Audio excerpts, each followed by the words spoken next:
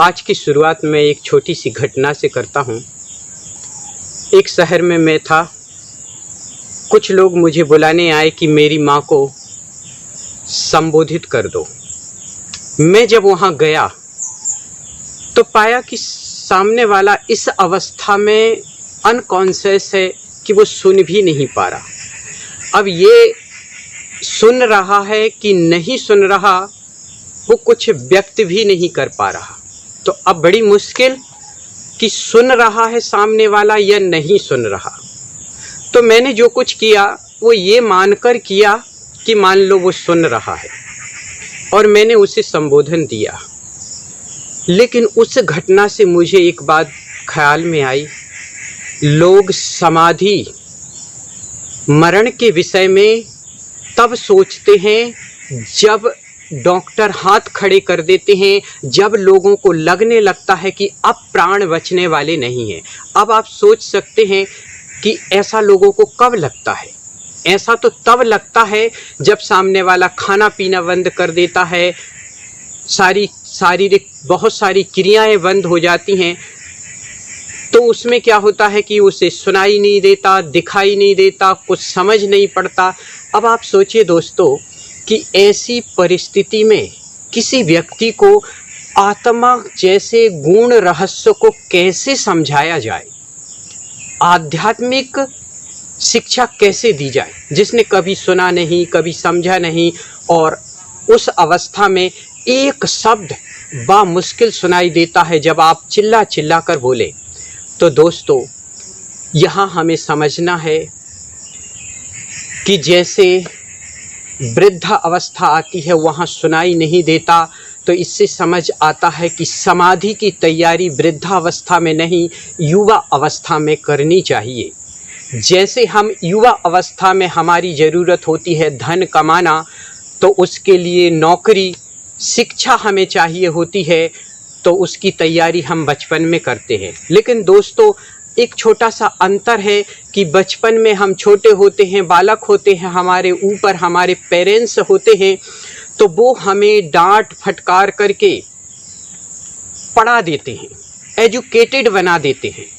परंतु जब हम युवा होते हैं, कमाने लगते हैं, जॉब होती है, व्यापार होता है, तो हमारे ऊपर कोई नहीं रह जाता।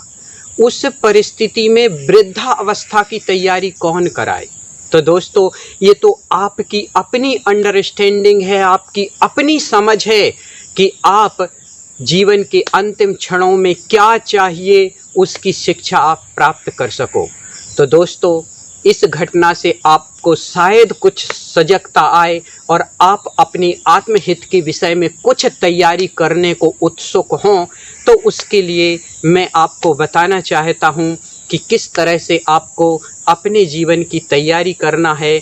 तो दोस्तों, आपको क्या तैयारी करना है कि वृद्धा अवस्था में केवल आप एक दो शब्द ही सुन सकते हैं, समझ सकते हैं, याद रख सकते हैं। तो आपको क्या करना है? पूरे शास्त्रों का सार 2 शब्दों में लाना है। वो कैसे होगा? वो ऐसे होगा दोस्तों कि आप जितना ज़्यादा अध्ययन करेंगे, जितना अच्छे से समझेंगे उसे, तो आप पाएंगे कि हर चीज़ें बहुत अच्छे से यदि हम समझ लें तो वो शॉर्ट हो जाती हैं। किसी भी पाठ को आप पढ़ लें, जैसे आपने रामायण देखी होगी, महाभारत सीरियल देखा होगा। अब यदि आपसे कहा जाए रामायण में ऐसा लिखा, तो हमारे दिमाग में पूरी रामायण आ जाती, यानी एक शब्द में वो सारी घटनाएं समाहित कर दी गई। तो दोस्तों, इसी तरह से किसी चीज़ को हमने बहुत अच्छे से सुन लिया है, समझ लिया है, तो वो शॉर्ट होता जाता है, और जितनी ज़्यादा बार समझेंगे वो उतना संक्षिप्त हो जाता है। तो दोस्तों, हमें कोई भी शिक्षा है जो आत्मा के हित में है, हित से जुड़ी है, उसको इतने अच्छे से इतनी बार समझना है कि एक शब्द में समाहित हो जाए। दोस्तों, उसके लिए मैंने 3 शब्द चयन किए हैं। मैं भगवान हूँ, आनंद स्वरूप हूँ, और मुझे सब स्वीकार है। इस एक शब्द में मैं भगवान हूँ, सारा द्वादशांग समाहित हो जाता है। आप देखिए, शास्त्रों की जो शिक्षा है, उसका क्या मोटिव है, किस उद्देश्य से दी गई। शास्त्रों की शिक्षा दी जाती है हमें धार्मिक बनाने के लिए और परमात्मा बनाने के लिए। तो दोस्तों, सारे शास्त्रों में चाहे कहानियाँ सुनाई गई हों, चाहे दुख का वर्णन बताया गया हो जीवन के, चाहे अन्य किसी प्रकार की आध्यात्मिक शिक्षा दी गई हो, उस सारी शिक्षा का सार ये होता है कि तुम इस शरीर से अलग हो।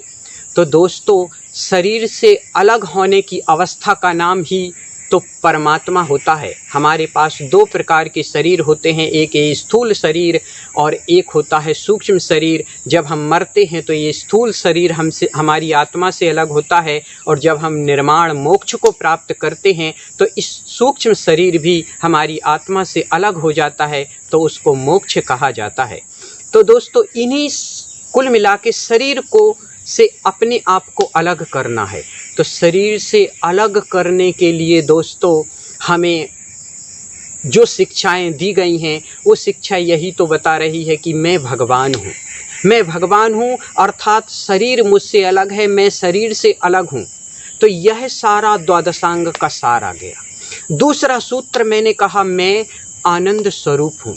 तो दोस्तों, आप अपने जीवन में यदि व्यापार करते हैं, बिजनेस करते हैं, नौकरी करते हैं या धर्माचरण करते हैं, साधना करते हैं, सबके पीछे आपका उद्देश्य क्या है? सबके पीछे का उद्देश्य होता है दोस्तों कि मैं सुखी होना चाहता हूँ, मैं आनंदित होना चाहता हूँ। तो दोस्तों, आनंद ही हमारी सारे कर्तव्यों का मूल बेसमेंट है। तो जो भी धार्मिक शिक्षाएं दी गई हैं या लौकिक शिक्षा दी गई हैं, उन सब का यदि कोई मोटिव है तो वो है आनंद को पाना, सुख शांति को पाना। तो दूसरा सूत्र मैंने कहा, मैं आनंद स्वरूप हूँ। तो इस तरह सारी शिक्षाओं का सार इस आनंद में आ जाता है। जब भी आप स्वाध्याय करें तो इन दो सार को निकालने का प्रयत्न करें कि उसमें से ये निकलता कि नहीं कि मैं भगवान हूँ, उसका सार में यह निकलता कि नहीं कि मैं आनंदित हूँ, आनंद स्वरूप हूँ। तो उस शिक्षा का सार आनंद है, परमात्मा है। और तीसरा सूत्र मैंने कहा, मुझे सब स्वीकार है। तो दोस्तों, दुख अस्वीकार का है। और जब हम समझेंगे शास्त्रों के माध्यम से, लौकिक शिक्षाओं के माध्यम से कि किसी चीज़ को नकारने की ज़रूरत नहीं, इस अस्तित्व में जो कुछ भी है वो भी अमृतभूत है। दोस्तों, वक्त आने पर जहर भी अमृत बन जाता है। आज मेडिकल साइंस ने इतना ओपन कर दिया सब कुछ कि आप कहीं भी गूगल पे जाकर के सर्च कर सकते हैं, किसी भी वेबसाइट पे जाकर ये सर्च कर सकते हैं कि कौन कौन से जहर से आदमी को बचाने के लिए मेडिसिन तैयार की जाती है। तो आप पाएंगे कि ऑलमोस्ट सारे पॉइजन मेडिसिन बन जाते हैं। तो दोस्तों, जब जहर ही हमारे काम में आ रहा है, जहर ही जब हमारा जीवन बचा रहा है, तो आप समझ सकते हैं कि इस अस्तित्व में ऐसा क्या है जिसे नकारा जाए। लेकिन समझने जैसा है यदि कोई पॉइंट, तो वो ये है कि हर चीज़ अमृतभूत है, बस सही इस्तेमाल करने की हमें कला आनी चाहिए। यदि सही स्थान पर सही चीज़ का प्रयोग किया जाए तो कुछ भी जहर नहीं है, और गलत तरीके से प्रयोग यदि अमृत का भी कर लो तो वो भी जहर बन जाएगा। जैसे कहा जाता है, जल ही जीवन है, तैरना आता नहीं है और तुम समुद्र में कूद जाओ, क्या होगा? जल से ही मृत्यु हो जाएगी। जल को तो जीवन कहा गया, फिर मौत का भी कारण बन गया। तो मौत का कारण केवल चीज़ें तब बनती हैं जब हमें उनका सही प्रयोग करना नहीं आता। सीधे जहर खा लो तो ये सही प्रयोग करना नहीं आया, मौत का कारण बन जाएगा। शोध करके उसे औषधि बना करके खाओगे पर्टिकुलर बीमारी होने पर, तो वो आपके जीवन को बचाएगी, अमृत बन जाएगी। तो इस तरह से दोस्तों, तीसरा सूत्र है, सारभूत सूत्र है कि मुझे सब स्वीकार है। दोस्तों, आपके जीवन में यह शिक्षा काम आए, आपकी समाधि मरण की आप तैयारी कर सकें इस युवा अवस्था में, इसी आशा के साथ आपसे विदा लेता हूँ। Thanks for watching this video.